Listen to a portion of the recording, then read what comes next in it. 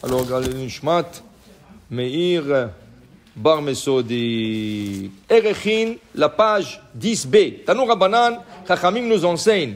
Abouv Aya Bamikdash. Il y avait une flûte dans le Mikdash. Vous savez que chaque fois que quelqu'un emmenait un sacrifice dans le Bet Mikdash, il y avait 15 escaliers sur lesquels se plaçait tout le Lévi et il commençait à chanter.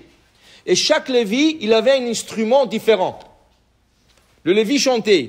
Dit le Rabbi Shlomo de Redamsk, Tiferet Shlomo, il dit, il était impossible au plus grand rachat au monde d'entendre le chant de Lévi et de ne pas faire tchouva sur place.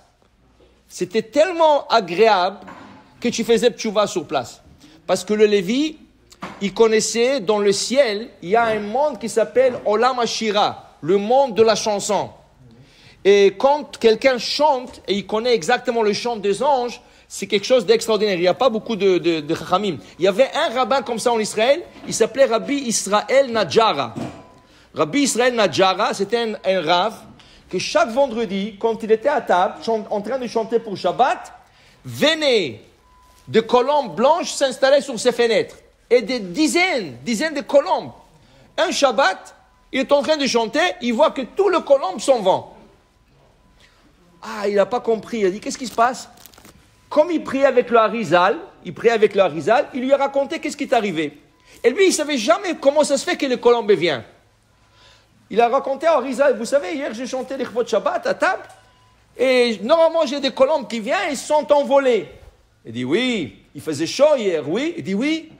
Il dit, c'est vrai que quand tu chantais, tu as levé la manche? Il dit, oui.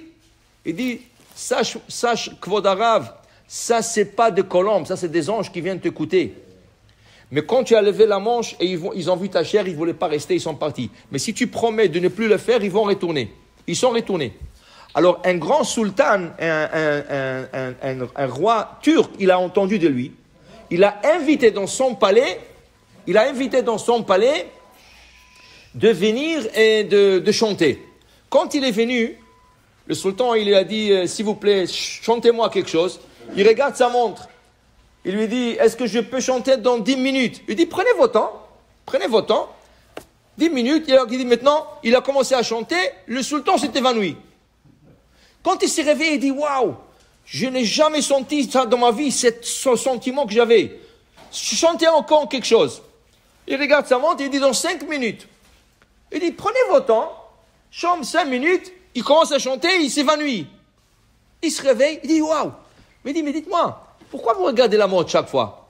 Il dit, parce que moi, je connais l'heure que le malachim y chante, et je chante avec eux. Et c'est pour ça que votre neshama ne peut pas rester dans le corps. Il doit quitter le corps, parce qu'on ne peut pas entendre le chant du malachim et rester dans son olam hazé. Ça, c'était le Lévi. Le Lévi connaissait le chant de malachim. Quand il chantait les plus grands rachats au monde, il faisait tchouva.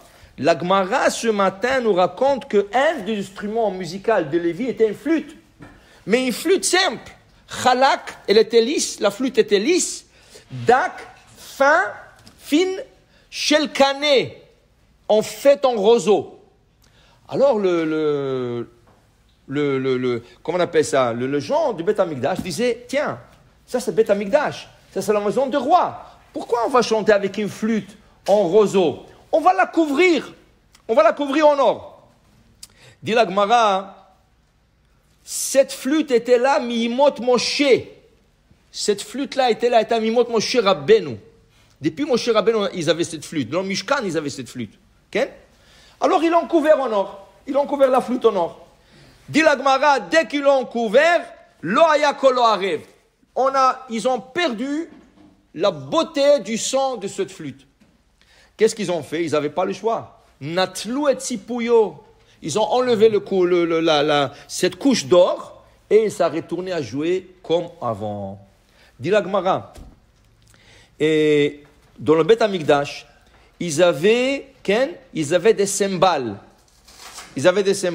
Tziltzul, cymbales. Vaya kolo arev. C'était tellement agréable. Un jour, il s'est fissuré. Un des cymbales s'est fissuré. Alors, ils ont dit, ça prend des professionnels. Ça, c'est pas n'importe qui peut arranger ça. Ils ont envoyé en Alexandrie d'Égypte, emmené des artisans pour réparer ces cymbales. Ils sont venus, ils l'ont réparé, dit la Gemara, après qu'ils l'ont réparé, ça n'a plus donné le même son. Le son est perdu. Ça faisait plus le même effet. Alors ils ont compris que tu ne peux plus avoir, ils ont dû enlever la réparation. La manière qu'ils l'ont réparé, ils l'ont enlevé, ils l'ont retourné à voir la fissure qu'il avait, et ça a retourné à jouer comme avant. Après, dit la Gemara, Machteshet Aïta Bamikdash, Shel Nechoshet, un pilon en cuivre. Il y avait tombé à Mikdash. Ou Mimot Moshe, depuis Moshe Rabbeinu c'était. Pourquoi? Pour écraser les encens, pour écraser des herbes, pour faire la Ketoret. Okay? Et ce pilon, Nifgema, il a un petit défaut. Alors ils ont dit, on ne va pas le laisser comme ça, on va la réparer. Dit la Gemara, ils sont envoyés à emmener des artisans encore de l'Alexandrie d'Égypte. Ils l'ont réparé, et depuis qu'ils l'ont réparé, ça n'écrasait plus les herbes comme avant. Ils n'avaient pas le choix qu'ils ont enlevé. Et le laisser comme tel. Okay? Pour te dire, la Kedusha, la sainteté de ces kilim qui étaient depuis Moshe Rabbeinu, pas parce qu'ils étaient cassés, eux ils voulaient rien qu'une question d'esthétique. Mais ce n'était pas l'esthétique, c'était la Kedusha qu'il y avait dedans. Tu ne peux pas le réparer. Pour te dire que des fois, il y a des choses qui ne sont pas esthétiquement beaux, mais ils ont une Kedusha extraordinaire. Il raconte sur le Chafetz Chaim, le Chafetz Chaim disait Tehillim dans un Tehillim très très vieux. Les pages presque déchirées. Quelqu'un lui a dit, Kvod Harav, anikne lecha Tehillim chadash. Je vais vous acheter un beau livre de Tehillim. Il dit non, ne m'achète pas. Il dit pourquoi? Il dit ça c'est le livre de Tehillim de ma mère. Ça, ma mère, elle faisait le Tehillim, elle pleurait quand on faisait le Tehillim. Pour que moi, que je deviens un tzaddik, pour que moi je deviens un homme droit et bien, je ne peux pas changer ce livre. Même s'il est un peu déchiré et tout ça, je ne peux pas. La Kedusha qu'il a ce livre, ce n'est pas l'esthétique qui va compter. C'est la Kedusha qui est imprégnée dans la chose. Pour te dire que des fois, des choses ils ont Kedusha, ne regarde pas si c'est beau ou c'est pas beau. Tu utilises la partie spirituelle de la chose. Amen ve amen.